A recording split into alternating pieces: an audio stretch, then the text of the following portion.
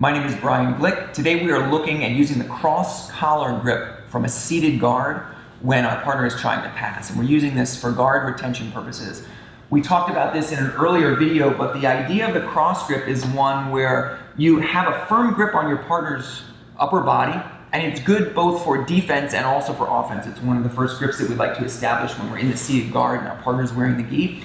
So we're using the toreando or the bullfight pass as a case study for how to use this cross grip and the stiff arm.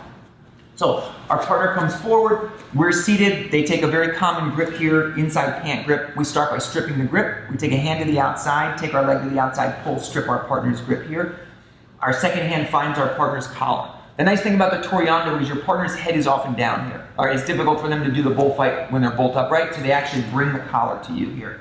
Then you're going to put your second hand behind you, planting your hand on the floor for base. Again, we talked about this earlier. Our partner, if we don't have a hand behind us, a support hand, and your partner starts to drive forward, you're often caught in a position where you have to recline, and you only want to pull your lie back down into a supine position when you want to, not because your partner is putting pressure on you. So this hand helps to do that.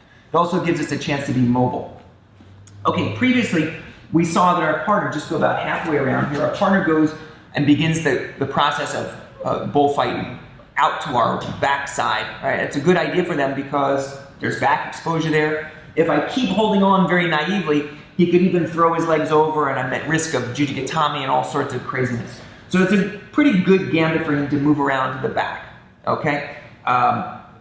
From here, we saw previously that we can heist up and face our partner. Now, if we can chase our partner here and readjust our angle so that we're square to them and our feet are in front of us, then that's great. But oftentimes what you'll find is you're a little bit late and your partner runs around the corner and you feel like they're a little too far behind you to be able to sit and turn. So when this happens and we realize our partner is too far behind, we're staying behind our stiff arm and we're going to use this as a chance to invert. So we're going to take our post hand and we're going to fold it in.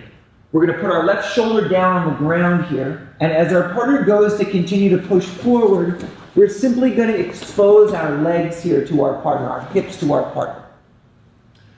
When we do this inversion, what we're actually doing is we're simply keeping our legs in front of us. Normally we do that from a seated position. Now we're doing that from an inverted position. Now, there are times where your partner will be at bay like so, which is no problem. Your feet can find the inside position, and if there's considerable pressure, you'll simply unwind your body to come back, and now you're facing your partner once again. You're supine, you're lying down, but you're not lying down in a position where your partner is at a specific advantage. They're directly in front of you, and now you can sit up and begin to go into your attacks. So, our partner takes the grips, we strip the grip, take a grip on our partner's collar and the post hand. As he walks, we feel like, you know what, they're too far behind us to recover from here. So we stay behind the stiff arm, we take our left leg back and we duck. So it's going to be almost like the same inversion that you would normally do. And the idea here is that you're exposing your hips and your legs to your partner. You're moving into this position. Now from here, as your partner advances forward onto you, you can recover the inside position, go on to the attacks as you need to. You'll often also find that if your partner overcommits in a case like this, you can end up in X-guard variations or even behind your partner. So, number one, we're stripping our partner's grip, taking the cross grip, being conscious, of course, that the flying attacks are there, but we're not, again, overly concerned.